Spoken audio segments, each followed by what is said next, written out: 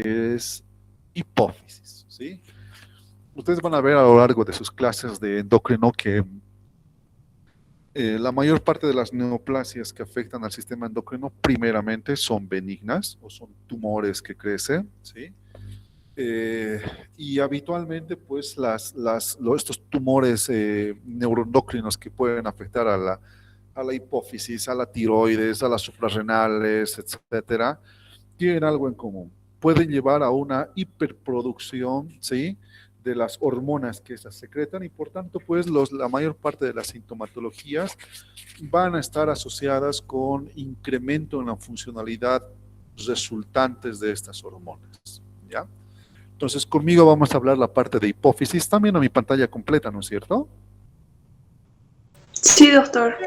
Muy bien.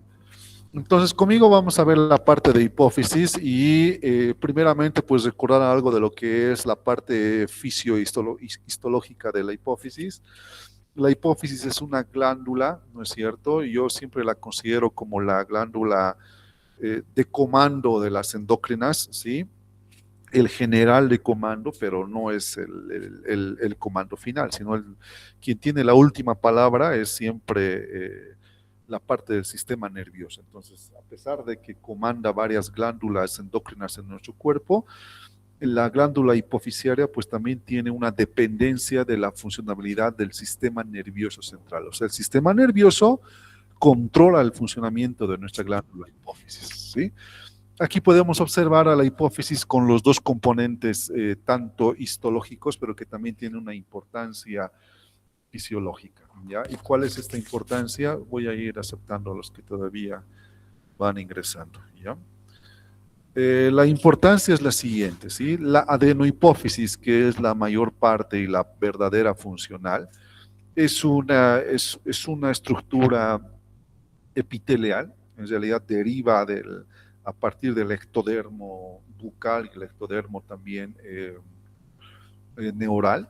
Está constituida por células de características epitelioides secretoras, como cualquier célula epitelial, distribuida, como pueden observar en esta imagen, ¿no?, en estos cordoncitos, ¿sí?, que nosotros llamamos una estructuración organoide, y separados por septos muy finos de tejido reticular y donde vamos a encontrar gran cantidad de vasos sanguíneos, pues las hormonas que van a liberar acá las células pues van a vertirse directamente al torrente sanguíneo, ¿ya? La adenohipófisis, solamente como recordatorio de las clases de histología, está constituida principalmente por dos tipos de células fisiológicas o que van a cumplir la mayor parte de las funciones, ¿no? Estas grandotas que están viendo ustedes y que tienen un citoplasma más abundante eosinófilo, que se van a llamar las células acidófilas de la hipófisis, y estas otras celulitas, pues que son carentes de un citoplasma, parece que no tuvieran citoplasma, y las vamos a conocer como las células basófilas, ¿ya? ¿Tiene una importancia las células acidófilas y basófilas? Sí. Mientras que las células acidófilas van a estar encargadas de las principales funciones de secreción de hormona de crecimiento y también prolactina, entonces estas son las hormonas que secretan. Las basófilas pues van a secretar el resto de hormonas que va a ser la corticotropina, la tirotropina y las gonadotrofinas, ¿sí? Incluso las células específicas que van a secretar estas hormonas van a tener denominaciones especiales, ¿ya? Por ejemplo, las células que van a secretar prolactina se van a llamar células lactrófilas, ¿sí? O lactótrofas, ¿ya? Y son basófilas, o perdón, son acidófilas. Y las que secretan hormona de crecimiento van a ser somatotrofas, ¿sí? Y su especialidad va a ser secretar hormona de crecimiento.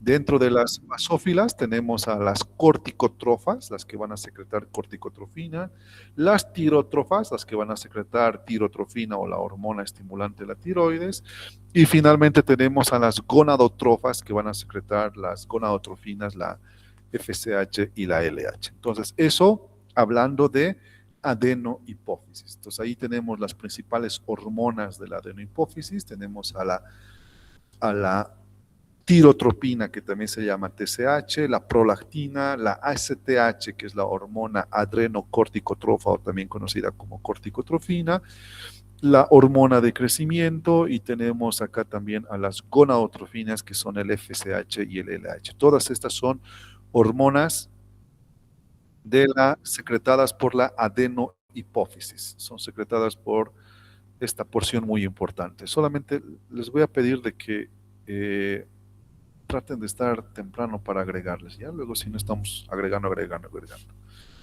Esta imagen ilustra de forma muy bonita cómo la secreción de estas hormonas adenohipofisiarias que acabo de mencionar están reguladas por hormonas hipotalámicas. Entonces el hipotálamo ejerce un control directo sobre la hipófisis. Cuando nosotros entramos en la pubertad y las gonadotrofinas tienen que cambiar todos los órganos en nuestro cuerpo, todo el funcionamiento de los testículos, de los ovarios, ¿sí? Se va a dar porque en el hipotálamo las neuronas, ¿sí?, neurosecretoras de hormona liberadora de gonadotrofina, van a estimular a las células hipofisiarias a que comiencen a secretar estas hormonas y finalmente produzcan los cambios que se van a ir realizando, ¿ya? Así de igual forma, el hipotálamo pues va a regular la secreción de tirotropina por la hormona liberadora de tirotropina, ¿no? La hormona liberadora de corticotropina, la hormona liberadora de hormona de crecimiento o somatotropina, y la hormona liberadora de gonadotrofinas, ¿sí? Pueden observar que tanto las células que secretan prolactina y somatotropina, que es la hormona de crecimiento, también tienen inhibidores hipotalámicos, ¿no? El factor inhibidor de prolactina y la hormona inhibidora, ¿sí?, de la hormona de crecimiento, ¿ya? O también se llaman hormonas reguladoras. Entonces, no se olviden, ¿sí?, la adenohipófisis cumple funciones muy importantes, ¿no?, sobre la secreción de estas 6 hormonas, ¿sí?, y están bajo directa regulación del hipotálamo. Algo similar ocurre con la hipófisis posterior, o también conocida como neurohipófisis. La neurohipófisis, primeramente, como su nombre indica, está constituido o está formado a partir del ectodermo neural, ¿sí? Es una extensión o una invaginación directamente del hipotálamo. Y si nosotros observamos la parte histológica de la neurohipófisis es muy diferente a la adenohipófisis. Está constituida en realidad por axones nerviosos, ¿no es cierto?, que concluyen en unos agregados que son los cuerpos de Herring, que van a acumular, si ustedes quieren, la hormona. Y las células que vamos a encontrar, pues son simplemente células gliales que forman parte del sistema nervioso, ¿ya? Aquí ocurre algo interesante: los núcleos supraópticos y paraventriculares van a alojar a los cuerpos neuronales, y los axones de estas neuronas viajan por esta porción y concluyen en la neurohipófisis, ¿sí? En la neurohipófisis vamos a ver la secreción de otras 2 hormonas que van a ser la oxitocina y la vasopresina, o también conocida como hormona antidiurética, ¿ya? Entonces, ¿qué vamos a hablar de las enfermedades de la hipófisis? Entonces, lo primero que vamos a ver es, como les había comentado, esto no solamente se aplica para la hipófisis. Van a ver que en suprarrenal, en paratiroides, en tiroides, pues también puede aplicarse esto, ¿sí? Entonces, observen que las manifestaciones clínicas van a estar primeramente directamente asociadas o con el exceso de formación de estas hormonas de la hipófisis, o porque no existe secreción de estas hormonas, ¿ya? Y nos va a dar 2 grandes cuadros clínicos, que son síndromes de hiperpituitarismo, en la cual vamos a encontrar situaciones en las cuales vamos a llevar a la formación de mayor cantidad de hormonas pituitarias, y estas van a provocar obviamente también trastornos sistémicos que pueden ser de diferentes índoles, muy, muy variables, ¿sí? ¿Quiénes van a provocar esto? Pueden ser hiperplasias de ciertas células. Estas células, si entran en algún tipo de descontrol y aumentan en cantidad, pues puede llevar a síndromes de hiperpituitarismo, ¿no? Vamos a hablar también de los famosos adenomas. Se llaman los adenomas, está cambiando la terminología, ya no se llaman más adenomas, actualmente se conocen como neoplasias endócrinas de la pituitaria, ¿sí? Entonces están cambiando, ese es su nombre, pero antiguamente pues los vamos a conocer como adenomas hipofisiarios, ¿ya? También carcinomas que aparecen en la hipófisis, también se pueden llevar a un hiperpituitarismo, y también pueden obedecer, el paciente puede también tener un estado de hiperpituitarismo, no por condición primaria de la hipófisis, sino más bien por trastornos hipotalámicos donde puede existir una sobreestimulación de la adenopófisis o la neurohipófisis y finalmente lleva a estados de hiperpituitarismo. ¿Ya? Ahora, ¿cuál es el otro grupo de manifestaciones que los pacientes pueden tener? Está directamente asociado con lo contrario, que la hipófisis secrete sí hormonas de forma deficiente o deficitaria y por las que no se lleven a cabo las funciones. Y esto va a producir los trastornos de hipopituitarismo, ¿no? Que están más relacionados con lesiones isquémicas, por ejemplo, en la cual una situación de falta de irrigación va a afectar a esta porción de la hipófisis y obviamente pues no va a haber la adecuada secreción de hormonas. Pacientes que se someten a cirugías del sistema nervioso y donde también puede haber lesión vascular, o puede existir también, ¿cómo se llama?, una lesión directa o traumática de la hipófisis y se destruya el parénquima con supresión de la funcionalidad del mismo. Pacientes que son sometidas a radiación por algún tumor intracraneano y lamentablemente la radiación también afecta y destruye a elementos de la hipófisis, ¿sí? Trastornos inflamatorios o incluso tumores que finalmente pues tengan un efecto de masa y también supriman la secreción de hormonas hipofisiarias normales. Entonces todos ellos van a llevar a estados de hipopituitarismo. ¿Ya? Entonces no se olviden, esto es muy probable que entre en sus exámenes eh, que les vayan tomando. ¿Ya? Entonces empecemos con los adenomas hipofisiarios, que les he comentado, está cambiando un poco la terminología, actualmente se van a llamar PNET, que se llaman tumores neuroendocrinos de la pituitaria o de la hipófisis, ¿sí? Y vamos a hablar de estos adenomas que van a producir síndromes de hiperpituitarismo. ¿Ya? Entonces, primeramente, aquí están observando, esta es una imagen de resonancia magnética donde claramente ya se observa o destaca un incremento de volumen de la hipófisis. Entonces, en imágenes clásicamente vamos a ver una masa, habitualmente es de bordes muy bien delimitados. Vamos a aprovechar esta imagen para describir. Muy bien delimitados, los pacientes pueden cursar con trastornos de efecto de masa porque este tumorcito está creciendo, o por afección local, por ejemplo, si el quiasma óptico es afectado, pues el paciente va a tener trastornos visuales. ¿Ya?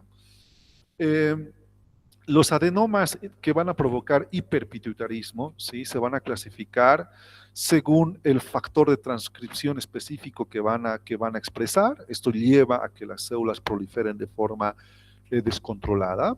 Se pueden clasificar, esto ya es algo molecular, lamentablemente yo les he dicho, en la parte molecular Bolivia todavía tiene bastantes limitantes, normalmente no las clasificamos desde ese punto de vista.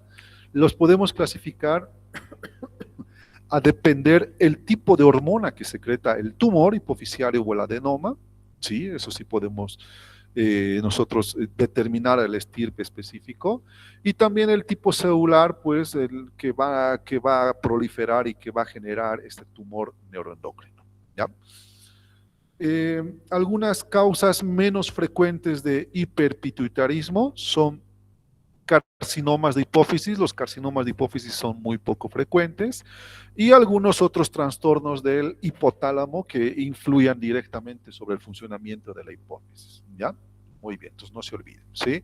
Antiguamente también los neurocirujanos especialmente clasificaban a los adenomas de hipófisis como macro y microadenomas, a depender si tenían una medida mayor o menor a 1 centímetro. ¿Ya? Esto actualmente también está en desuso, ya no se clasifica así mucho como macroadenoma y microadenoma. Sin embargo, esto que comenta y que vemos acá sí es importante. Mientras mayor sea el tumor de la hipófisis, el adenoma hipofisiario, va a estar constituido por poblaciones celulares no funcionales, ¿ya? Y al contrario, esto va a llevar a sintomatología de hipopituitarismo, ¿sí? ¿Por qué? Porque estas poblaciones de células neoplásicas que no están definidas sobre el linaje de hormona que van a secretar, pues van ocupando espacio, destruyen a los elementos que deben funcionar y más bien el paciente va a tener un síndrome de hipopituitarismo, ¿sí?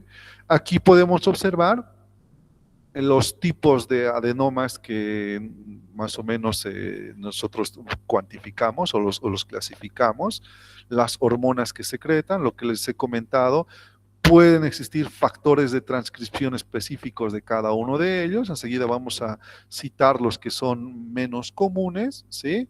Y observen que algunos de ellos pues están asociados a algunos síndromes característicos, ¿sí? Entonces tenemos acá el adenoma somatotrofo, entonces acá las células que van a proliferar exageradamente van a ser las células somatotrofas que liberan somatotropina, que es el otro nombre de la hormona de crecimiento, ¿ya? Están más asociadas con un factor de crecimiento que es el PIT-I, ¿ya? Este es un factor de crecimiento que va a inducir al crecimiento o a la proliferación de las células. Observen que puede provocar gigantismo en niños y acromegalia. ¿Quién me puede decir qué diferencia hay entre gigantismo y acromegalia? ¿Quién me puede decir? ¿Alguien? ¿Alguien por ahí en el público asistente? Por favor, participen si es que pueden. No sean tímidos. ¿Alguien me puede decir cuál es la diferencia entre gigantismo y acromegalia? El gigantismo va a afectar a los huesos largos y planos, a diferencia de la acromegalia que afecta principalmente a huesos planos, ¿no? Y tiene la característica como de Shrek. En realidad Shrek ha Basado en un sido personaje que tenía. realizado en base a una persona que tenía acromegalia, ¿no? Es correcto eso, ¿eh?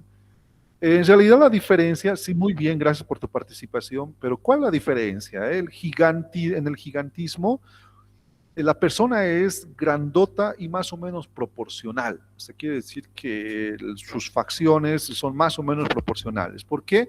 Porque se da en personas, aquí están viendo niños especialmente, que todavía no han cerrado las placas epifisiales, entonces van a crecer de forma proporcional y ser grandotas, muy, muy grandes, ¿ya? En cambio, en la persona acromegálica se da una situación también de exceso de formación de somatotropina en personas que ya han cerrado la placa epifisiaria, que ya han dejado de crecer, ¿sí? Y esto pues va a tener repercusiones porque el paciente va a crecer de forma desproporcional, ¿eh? Los huesos que principalmente van a crecer son algunos huesos planos, como decía nuestra compañera, ¿no? Especialmente la mandíbula, las manos, y estas porciones pues van a ser exageradamente desproporcionales en relación a un paciente con gigantismo, ¿sí? No se olviden. Tenemos los adenomas lactótrofos, donde vamos a encontrar una proliferación de las células lactótrofas, ¿sí? Que van a secretar prolactina.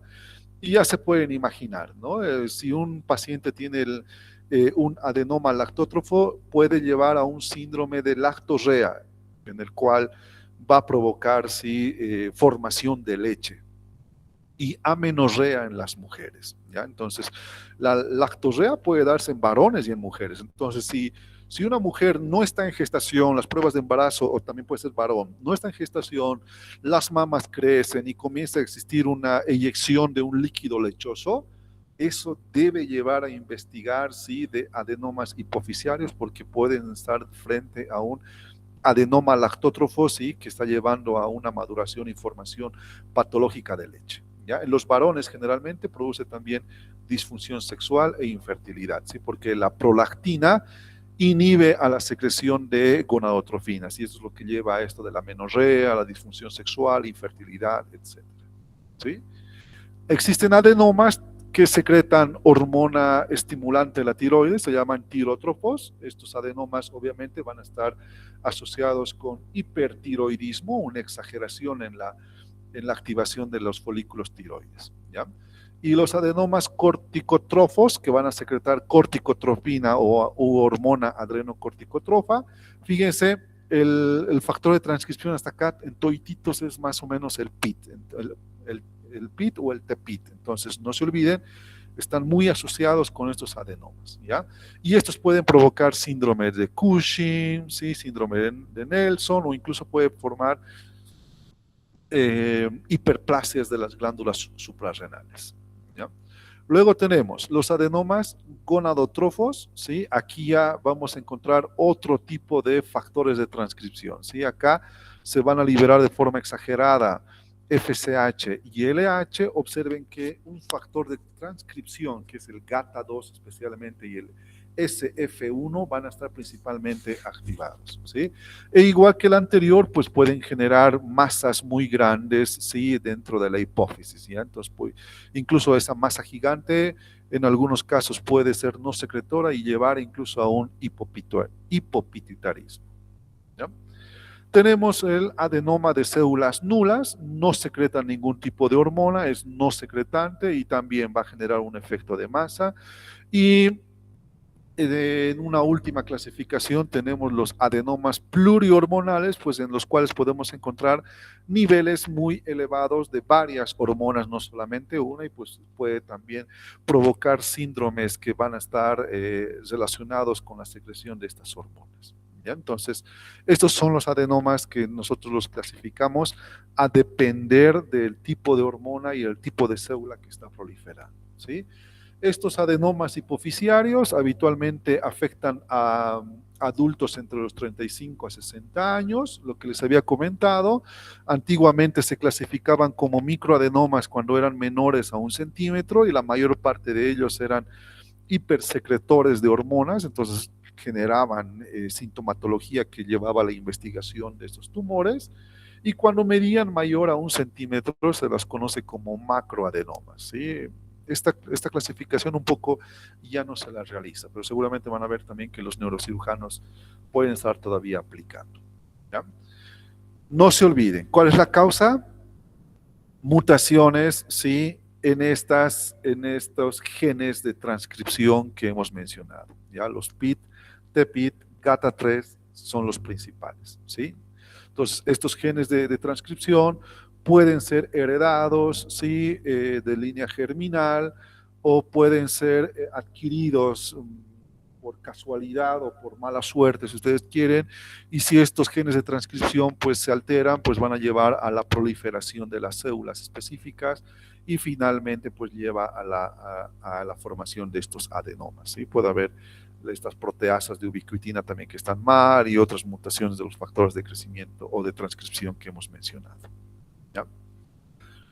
Estos son los genes que están más involucrados con los adenomas, el GENAS, el USP8, el NEM1 y otros genes más. Aquí incluso tenemos el DICER que va a generar incluso neoplasias muy indiferenciadas a partir de estas células hipoficiarias, ¿ya? Entonces estos genes son muy importantes. Si hablamos un poco de la morfología, entonces ya hemos comentado un poquito sobre la morfología de los adenomas, ¿sí? Van a ser lesiones generalmente bien delimitadas, blandas, ¿sí? Que van a crecer sobre la silla turca o la hendidura hipoficiaria. Y como existe acá una relación muy por adyacencia con el quiasma óptico, pues puede llevar, sí, a trastornos visuales, ¿no?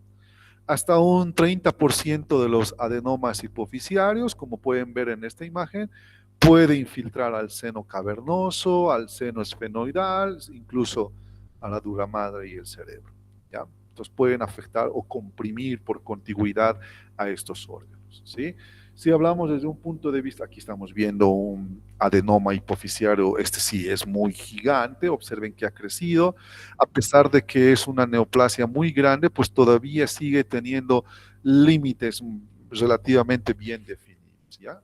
¿A qué se deben estos límites definidos? Los límites definidos se deben a que habitualmente las neoplasias neuroendocrinas de la hipófisis tienen un ritmo de crecimiento relativamente lento. Entonces, como van creciendo lentamente, forman estas lesiones nodulares bien circunscritas. Si hablamos de la parte histológica, las células son, nosotros las llamamos blandas, cuando estas células son más o menos uniformes, más o menos todas iguales, ¿sí?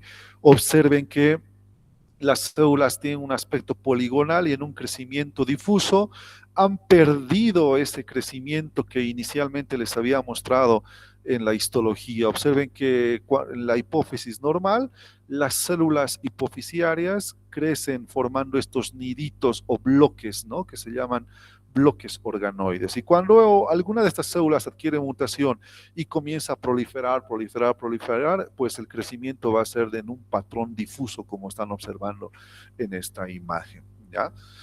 Mientras menos figuras de mitosis observe yo en la histología, y también menos necrosis o una imagen directa de infiltración hacia el parénquima cerebral o hacia estructuras adyacentes yo vea, el tumor va a ser de menor grado.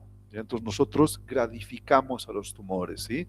Se llaman tumores de grado bajo a los tumores de crecimiento lento, insidioso, y si yo tengo un tumor de grado alto que contiene bastante figura de mitosis, tiene necrosis, estoy viendo que ha roto la cápsula y está infiltrando directamente al parénquima cerebral, incluso yo ya puedo hablar de un carcinoma, ¿sí? Neuroendocrino hipofisiario, que ya es mucho más agresivo y obviamente pues va a producir sintomatología más complicada y el pronóstico también es sombrío, ¿ya?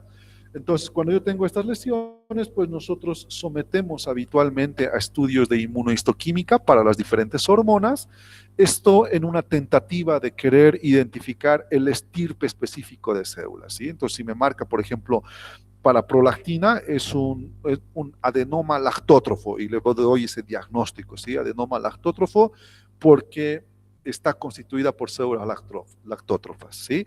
Si yo tengo una neoplasia como estas y me dan positivo para somatotropina, yo pongo un adenoma somatotrofo porque es positivo para los marcadores de somatotropina y así sucesivamente con los otros marcadores, ¿ya? Yo ya puedo un poquito con el HIE, con la hematoxilina eosina, predecir más o menos qué tumor va a ser por las características que tiene. Por ejemplo, si nosotros vemos estas células de acá, son células que tienen abundante citoplasma, ¿sí? Abundante citoplasma, y el citoplasma es eosinófilo. Estas son características de las células acidófilas, por tanto, yo ya puedo sugerir que probablemente tenga un predominio de células acidófilas y es muy probable que sea un prolactinoma o un adenoma secretor de somatotropina, ¿ya? En cambio, si yo vería una población de células pequeñas con escasa cantidad de citoplasma, es probable que sea una neoplasia originada de células basófilas y ahí los principales diagnósticos diferenciales van a ser los adenomas secretores de tirotropina, corticotrofina o gonadotrofinas y eso lo voy a determinar por examen de inmunohistoquímica. Entonces observen una vez más, la inmunohistoquímica es muy importante para poder definir el estirpe celular específico que está proliferando, ¿ya? Utilizamos también la expresión del Ki67. El Ki67 es un gen de transcripción que se forma o que se expresa en toda célula que está replicándose. Entonces también es un factor predictivo muy importante. Si yo le hago Ki67 a esta imagen y me marca una o dos células en toda esta imagen, quiere decir que es un tumor con un índice proliferativo muy bajo, entonces probablemente sea un tumor pequeño de crecimiento insidioso, ¿entienden? Con características más benignas. Y si yo le hago un marcador Ki67 y me marca el 80% de esto, eso me está indicando que es una neoplasia con un índice proliferativo muy alto y por tanto pues también va a tener una progresión más rápida y un pronóstico peor, ¿ya? Entonces estos son factores de inmunohistoquímica que me predicen un poco el comportamiento de estas lesiones, ¿sí? Ahora, ya saben, la clínica pues va a estar determinado por el tipo de estirpe celular que está proliferando y el tipo de hormona que va a ir secretando, ¿no? Lo que les decía, puede producir gigantismo, acromegalia, puede producir síndrome de Cushing, puede producir hipertiroidismo, puede producir galactorrea, y esto por el tipo de hormona que el tumor está liberando y está secretando. ¿Sí? Estos son efectos o sintomatologías endócrinas, ¿sí? Es por la hormona que está liberando. Pero también tenemos los efectos de masa que van a producir síntomas específicos en la región adyacente. Por ejemplo, podemos tener anomalías en el campo visual, el paciente puede comenzar a tener ceguera, ¿sí? Por la compresión directa sobre el quiasma óptico, puede generar síntomas de hipertensión intracraneana cuando el tumor crece de forma abrupta, ¿no? Y puede producir vómitos explosivos y toda esa sintomatología, cefaleas intensas, etcétera, convulsiones, etcétera. O también si es una masa, ¿no es cierto?, que no tiene un estirpe celular muy bien definido y esta masa va destruyendo todas las células, también nos puede llevar a un síndrome de hipopituitarismo porque está reemplazando todas las células que normalmente deberían funcionar. ¿Ya? Entonces, bien importante, ¿sí? En algunos casos, pues el tumor puede entrar en una hemorragia y puede producir la denominada apoplejía hipofisiaria. ¿Ya? Puede. Entonces, aquí estamos viendo algunos tipos histológicos específicos. Este es el adenoma lactótrofo. Observen que sus células ya en la histología se ven muy rosadas, entonces quiere decir que son células acidófilas. El tumor va a secretar prolactina, va a producir el tumor en la hipófisis y pues va a producir una prolactinemia, un incremento de la prolactina que va a producir amenorrea, galactorrea, disminución de la libido, esterilidad, ¿no? Por inmunohistoquímica podemos identificar que estas células son positivas para prolactina, entonces, y ese es un adenoma hipofisiario lactótrofo, ¿sí? Lo que secreta prolactina. Y el principal síntoma que puede producir acá, no se olviden, es la galactorrea en mujeres, ¿sí?, no gestantes. Entonces, si una mujer no gestante o un varón, que bueno, el varón no puede nunca entrar en gestación, comienza a tener secreción láctea, galactorrea, debe llevar a una investigación, ¿sí?, de este adenoma. ¿Ya? Ahora, el adenoma que secreta somatotropina, pues se va a llamar adenoma hipofisiario somatotrofo. Ese es su nombre completo. ¿Ya?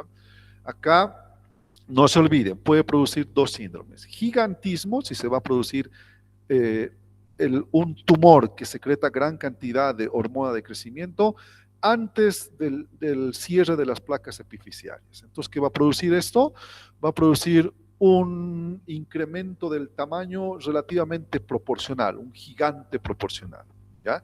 En cambio, si el tumor se genera en un paciente después del cierre de las placas epifisiarias, esto va a producir crecimientos desproporcionados de partes del piel o de partes del cuerpo, ¿no? Por ejemplo, las mandíbulas, la nariz, las orejas y las manos crecen desproporcionadamente y eso lleva a esta fase de acromegalia que, como alguien, su compañera comentaba, pues que ha permitido imaginarse a Shrek, por ejemplo, ¿ya? Entonces acá la hormona de crecimiento va a estimular la secreción del factor de crecimiento similar a la insulina tipo 1, que es el IGF-1, y esta es la que va a producir pues diferentes tipos de sintomatologías. ¿Ya? Va a producir gigantismo en personas que todavía no han cerrado las placas epifisiarias, ¿no? Entonces va a ser largo, y acromegalia en las personas que ya han tenido cierre de las placas epifisiarias. Los adenomas corticotrofos pues están caracterizados porque va a haber una excesiva producción de corticotropina, y ustedes ya saben que la corticotropina va a estimular a las glándulas a la hipersecreción suprarrenal, ¿no? Y esto puede llevar a síndromes de hipercortilorismo y va a producir síndrome de Cushing, y también puede producir síndromes de hiperaldosteronismo. ¿Ya? Entonces, cualquiera de los dos pacientes puede tener las características de síndrome de Cushing o incluso puede tener edema generalizado con retención de sodio y agua en hiperaldosteronismo.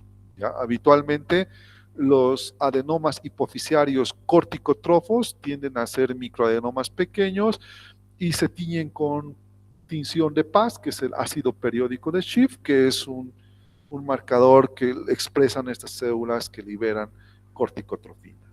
¿Entendido? Entonces, no se olviden, esos son los principales adenomas hipofisiarios relacionados con síndromes de hiperpituitarismo. Por otro lado, en la otra cara de estas lesiones, encontramos a lesiones que van a producir hipopituitarismo. Aquí entonces va a haber más bien lo contrario, una deficiencia o una disminución de secreciones de hormonas hipofisiarias, y esto va a producir también una serie de manifestaciones clínicas que pueden ser puntuales y a depender de la hormona, o puede ser por una deficiencia en la secreción de todas las hormonas, ¿ya?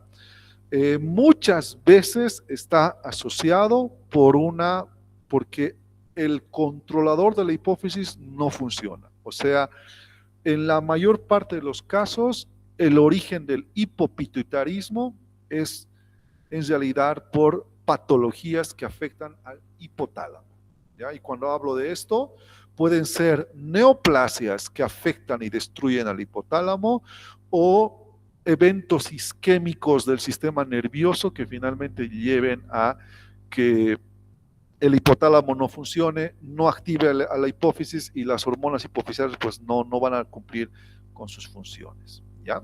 Entonces, tumores y otras lesiones con efecto de masa pues también pueden llevar a hipopituitarismo, ¿sí? Entonces, causas muy importantes: lesión cerebral traumática, hemorragia subaracnoidea, cirugías o radiación en esta región hipofisiaria, ¿sí? Apoplejía hipofisiaria, que es esta hemorragia brusca cuando hay una hemorragia muy abundante, ¿sí? Brusca, que puede afectar a cualquier parte de nuestro cuerpo por pérdida, abulsión de extremidades, etcétera. ¿Qué va a ocurrir con una pérdida de volumen sanguíneo muy amplio? Puede llevar a que la hipófisis entre en hipoperfusión, y eso ya se conoce como apoplejía hipofisiaria, ¿ya?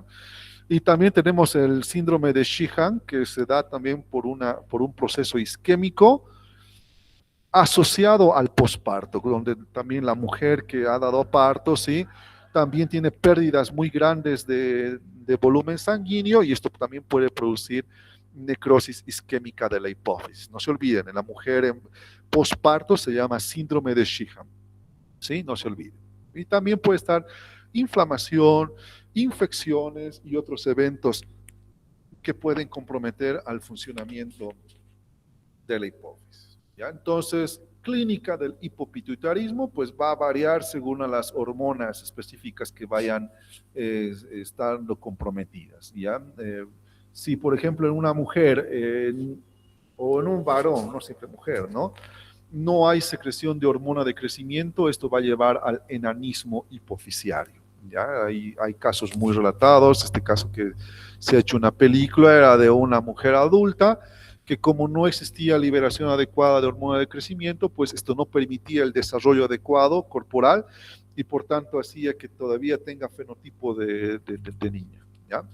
Puede producir amenorrea y esterilidad, ¿no?, si es que están involucradas ahí las hormonas gonadotróficas, ¿sí? Puede producir hipopituitarismo o hiposuprarrenalismo, si las que están involucradas ahí son las hormonas, una deficiencia en la secreción de hormonas estimulantes de tiroides, o la tirotropina o corticotropina. Y si no hay, ¿cómo se llama?, liberación de prolactina, incluso puede llevar al fracaso de la lactancia en el posparto, porque no va a haber el estímulo que lleve a la formación de leche, ¿ya? También existen los síndromes hipofisiarios posteriores. Entonces, esos eran los anteriores, están relacionadas con la adenohipófisis y con las hormonas que libera la adenohipófisis. Pero, ¿qué ocurre con la neurohipófisis? Pues también existen síndromes hipofisiarios posteriores. Y acá tenemos a la diabetes insípida.